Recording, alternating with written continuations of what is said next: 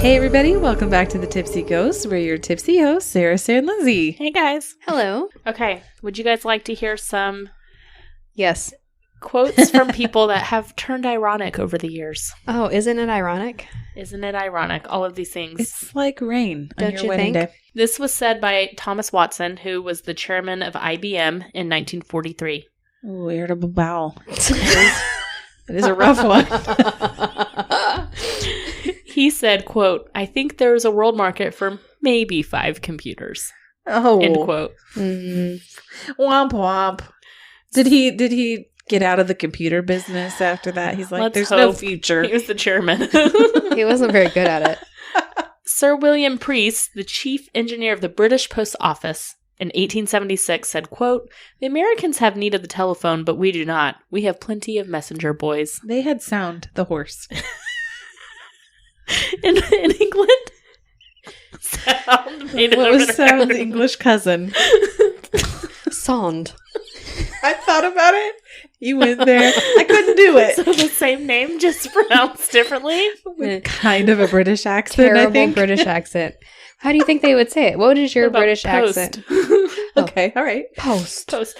Or Sir Sound. Like, Oh, Sir Sond. Sir Sound of Wellingham. I cannot do a British accent. Y'all know my I southern didn't even accent try. interferes. Sir Sound of the horses. H.M. Warner of Warner Brothers Okay. Oh. in 1927 said, quote, "Who the hell wants to hear actors talk?" I feel that Ooh. sometimes. But like, because they were Yeah. silent movies, so he's saying like nobody wants to hear them actually speak. I mean, he might not be wrong. Sometimes Sometimes I wish they would stop talking. you just gotta turn it down. Decca Recording Company in 1962 had this to say about the Beatles: "We don't like their sound, and guitar music is on the way out." As it was on the way in. Sucks for them.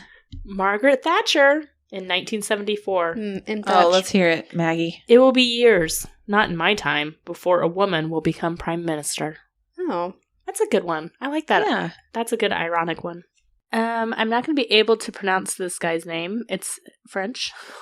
Martial Fernandez Folk. Yep. Okay. 1911. Airplanes. It's not French at all. No, I know. Fuck. Well, Martial. where he is the professor, he's a professor of a university, and I can't pronounce the university. He said, "Airplanes are interesting toys, but of no military value." 1911, right before World War I there. Tell that to my grandpa. Womp womp. A professor of physiology in 1872 said, "Louis Pasteur's theory of germs is ridiculous fiction." Ooh, pre-science. Sir John Eric Ericsson, the surgeon extraordinary to Queen Victoria in 1873. Parents, name a kid Eric Erickson. Sir John Bill. Eric Ericsson. William Billard. On Willard Billard. Willard. Don't bring up Willard Billard. Don't bring Will Bill into this conversation. He said, "The abdomen, the chest, and the brain will forever be shut from the intrusion of the wise and humane surgeon." Wait, so he's saying nobody will do surgery? He on was those? saying nobody will ever operate on the abdomen, the chest, and the brain. Yeah, never. Never. That sounds like an ignorant thing to say. You just didn't know. You didn't know any better. Someone said Reagan doesn't have that presidential look when he was rejected for They're not a wrong. film as an actor before he became He's president. an actor. No comment. Reagan was an actor before he became a president. I don't think I need that. An actor. He was. Memphis musician Eddie Bond, after hearing Elvis Presley in 1954, said, "Stick to driving a truck because you're never going to make it as a singer." Yeah, he ain't nothing You know. but a hound dog.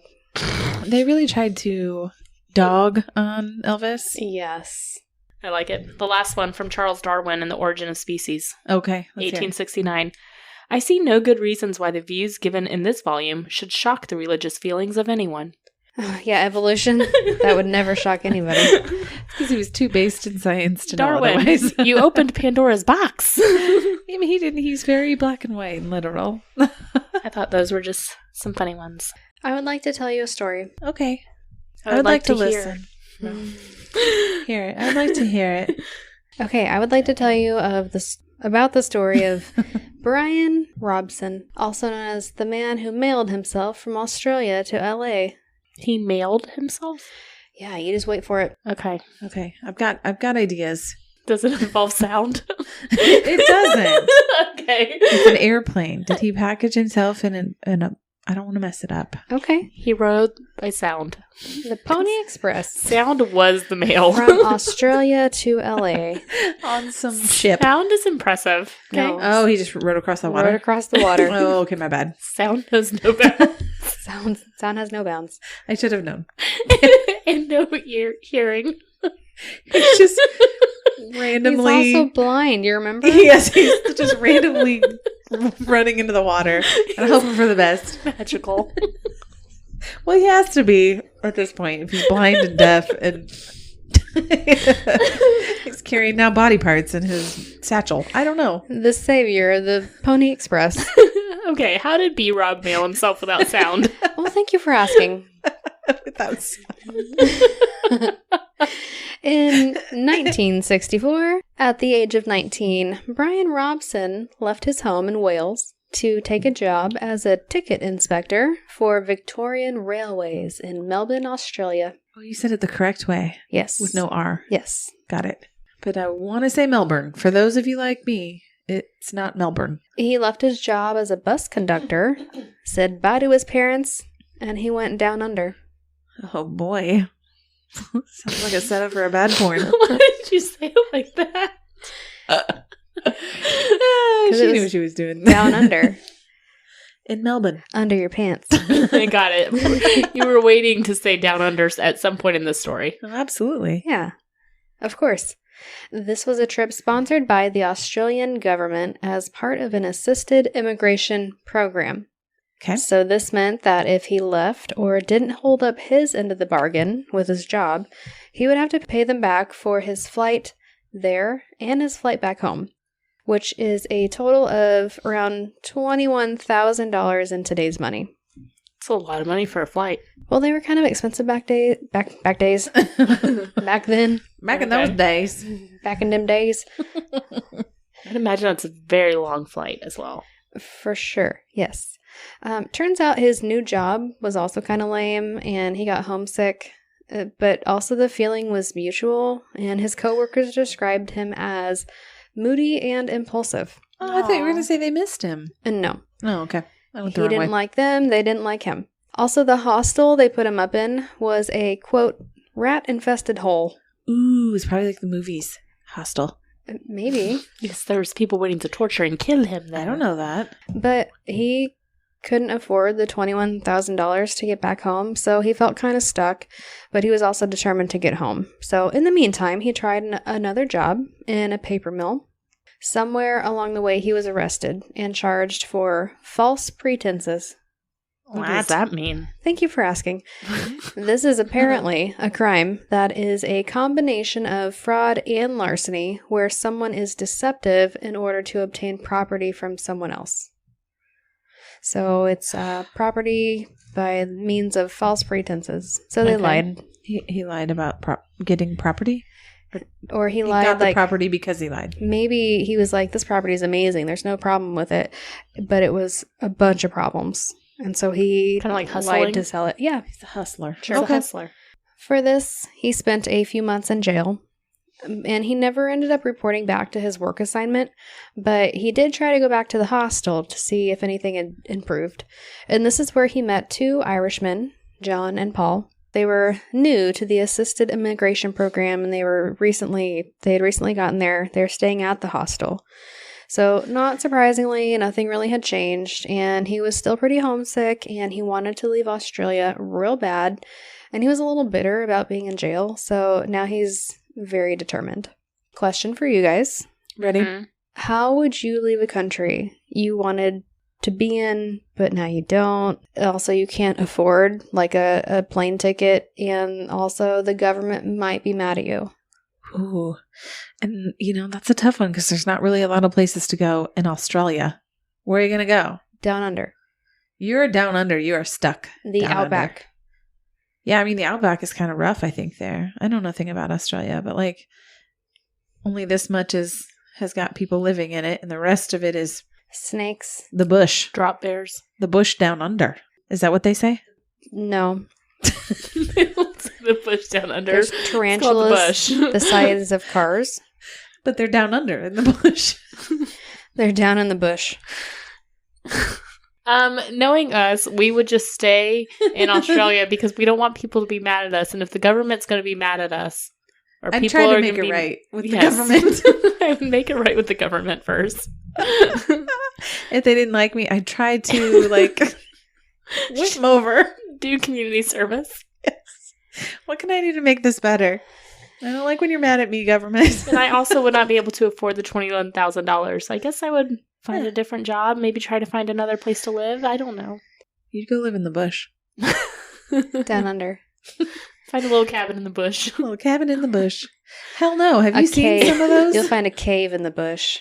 Ooh. A moist cave. Okay, Cavernous no. bush. Nope, stopping this. I was letting you guys go with it for a while. And this is why we can never be alone. The bush caves. It would never stop. Uh, Wait. Have you seen some of those creatures that live in the bush? Bush creatures. They're drop big. bears. Drop bears. That's from No. one of our very first episodes. Well, now when I say what I saw, it's going to sound real bad, but I There's saw like some snakes. crabs.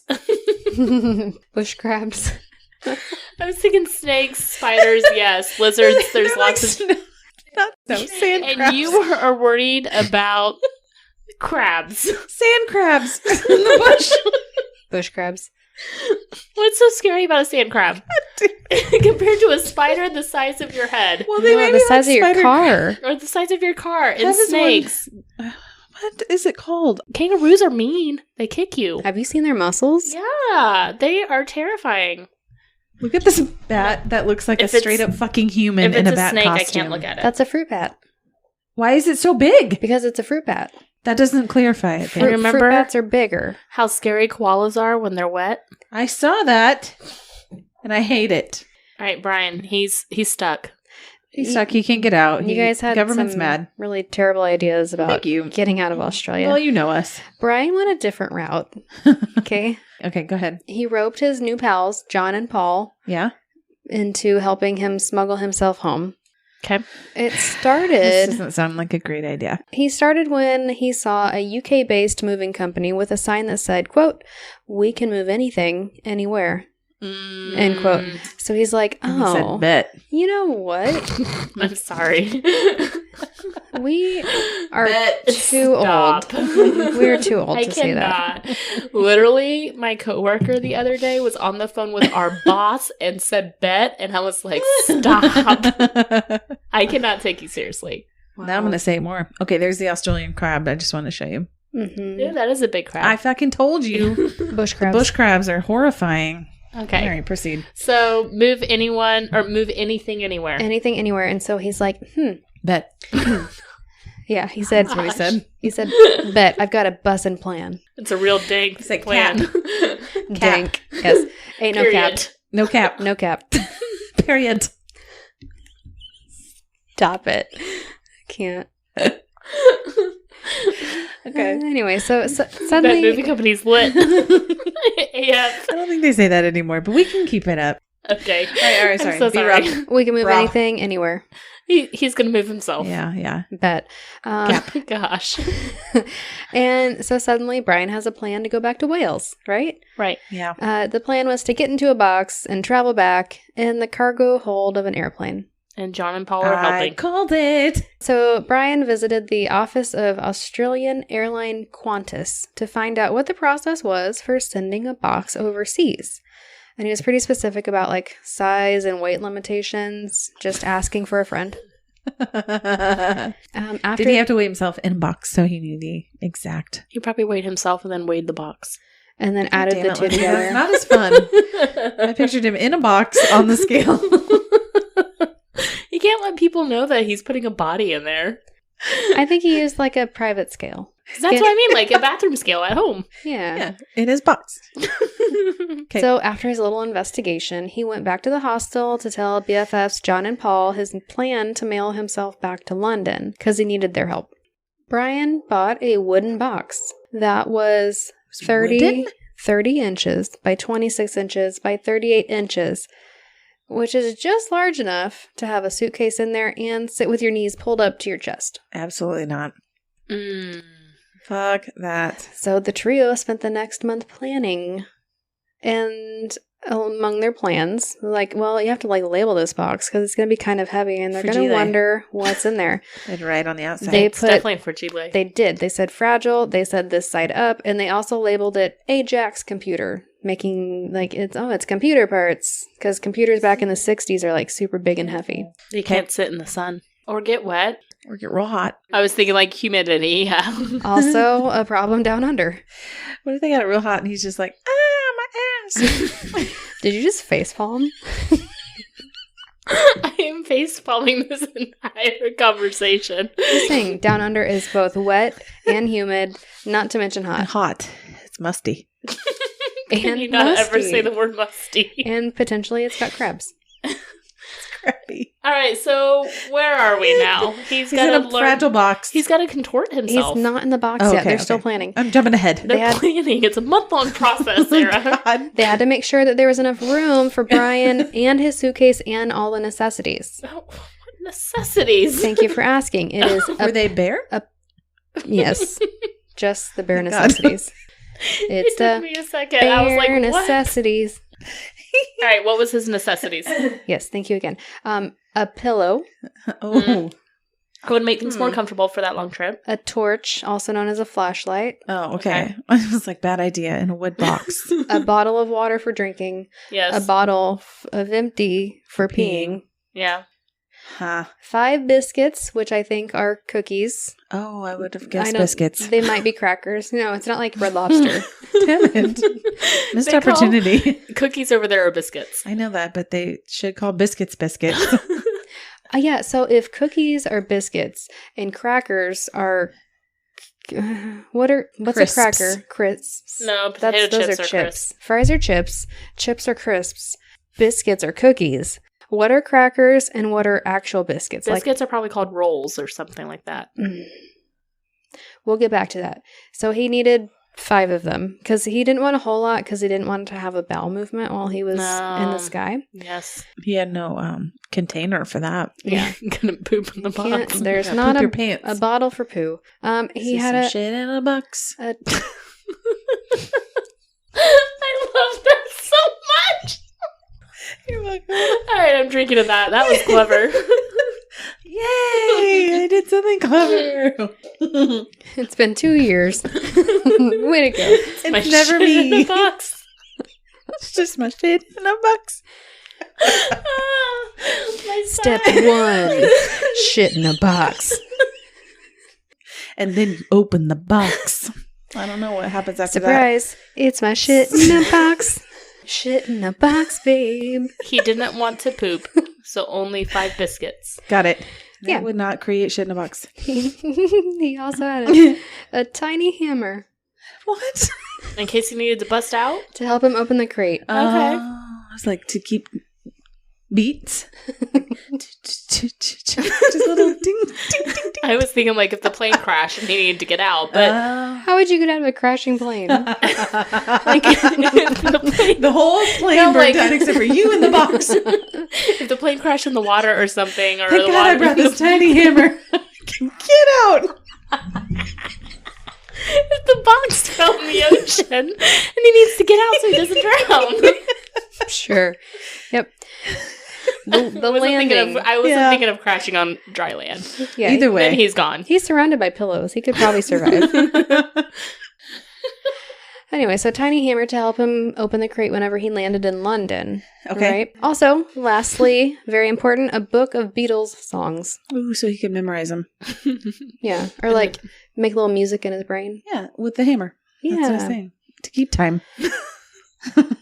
It's like cowbell. Ding, ding, ding. He was like, what's that noise? It's just B-Rob in the box. That'd be Rob. It's B. Rob in the box. Be robbing the box, girl. Step 1. But be robbing the box. Oh no, it's getting worse. Sorry. He's in the box, right? Yeah. And then they sealed the crate. So they arranged for a truck to take the crate to the airport. And he was fine for like 10 minutes, and then his legs started to cramp. Oh, no. And within a couple hours, he was loaded onto a plane in Melbourne. And it was only after the plane took off that he considered there might be a problem with oxygen up in the cargo hold up in the sky. Ooh, didn't think about that one. Yeah, oversight. He didn't ask that at the Qantas interview. He said the planes were not pressurized and there was very little oxygen. He had a lot of trouble breathing. But after a 90-minute flight, he was in Sydney. Okay. Well, that's only a Not 90-minute very flight. far. Well, it's the 60s. He's still got the longest stretch to Yeah. go. And he was Oh. struggling Long over ways that to go. 90 minutes. Yeah, and the thing about Sydney is that they unloaded his box upside down. They didn't pay attention to this side up stickers. Fragile. What does that I mean? don't understand French. Maybe if he would have tapped in Morse code, he would have understood. They would have gotten it. Yeah. Uh-huh. So he's sitting on his head, and he had to stay in that position for 22 hours. Oh my gosh. How do you not pass out from How do you blood flow? survive that? Yeah. He barely survives. Another issue that he didn't really plan for was that he originally booked his crate on a flight from Sydney to London via Qantas, but the flight was full. So it just being like cargo, they're like, I mean, we'll just take the long way. So they rerouted the crate onto a Pan-American flight Oh, no. to Los Angeles No, shit. no. that would then transfer to London.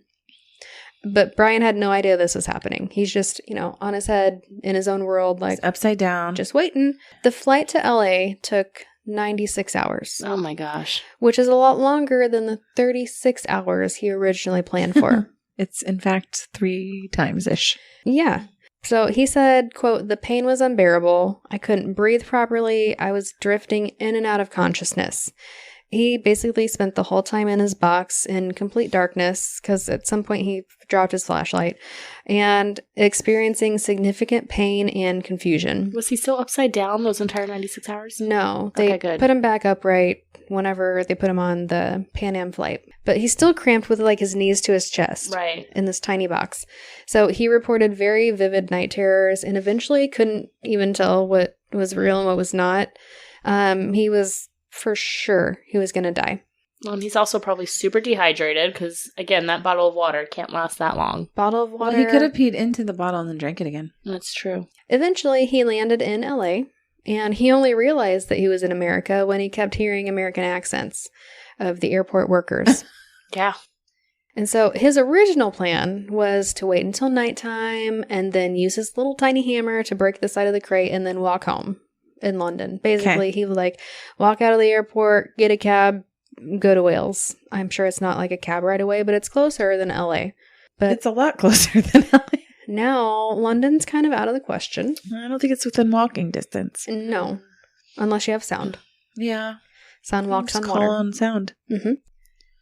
With a whistle that's really only heard by him. Because he's deaf. How does he hear a whistle? It's It's like one the of those very high-pitched high pitched. animals, Yeah. It doesn't make sound, only for sound. Okay, sure. So Get remember, on my level. I'm okay. sorry, I am not familiar with sound. We No. make them up as we go. Sound is always improving. Right, so he's in LA.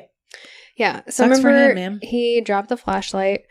So Yes. the beam was on, though. Like the flashlight was on when he dropped it. And so that caught the attention of 2 airport workers. So they see this like beam of light coming out of this crate. And so they go to inspect it. And one of the workers looks into a tiny hole in the crate. And they nearly have a heart attack because all I can see is an eyeball just staring back at him. Oh my Nightmare gosh. fuel. Can you imagine? Absolutely not. So he screamed. And he's like, there is a body in that box because he didn't think the guy was alive. Because, Well, yeah, of of course course, not. there's no way this person's going to survive. So his friend goes to grab the supervisor, and everyone that he talks to is like, cute joke. Right. You're not being serious. But finally, someone took him seriously. It just took a while because everyone thought it was a joke. But someone came over and they confirmed that there was a live person inside the crate. And so they broke it open. They should have let him open it himself with his little hammer. I think he was probably too weak and out of it to do it himself. Exactly. At this Lizzie, point, stop being so logical. Okay, I'm sorry. by this time, he had no control over his body Aw. at all. Poor B-Rob. He's probably completely numb. Yeah, he was rushed to the hospital where he stayed for about a week to recover. He originally was too weak to even walk, and he was just covered in bruises, dehydrated, the whole nine. The media was all over the case, of course, bringing a lot of attention to the fact that he was in the United States illegally because he mailed himself there. But he got lucky. No charges were filed for coming to the United States illegally, which is nice because It wasn't really his fault. of all the crimes that he committed, that one wasn't intentional. Well, they rerouted him without his He knowledge. didn't mean to come to the U.S. He did not consent. Yes. After he recovered a little bit, he was put on a Pan America flight back to London in a free first-class seat, which is a really fancy way to deport somebody. That worked out okay for him. He was met with a ton of media, and his parents picked him up and they took him back home, Aw. where he laid relatively low until recently. So in the last couple of years, the story kind of came back around. He's in his 70s now, I believe, and within the last year or two, he released a book about the ordeal. What is the name of his book? Hello, darkness, my old friend. Okay, that's good. Thank you. My Life in a Box. It's just Okay. my life in a box. I love the name. It's called The Crate Escape. Ooh, I like it. He also had several news articles and media appearances where he was trying to find John and Paul, the guys who helped him. He's like, I haven't spoken to them until they nailed me in the crate. He just wanted to reach out and be like, hey, remember me? I'm alive. But it I'm sounds dead. like I'm alive. you never know.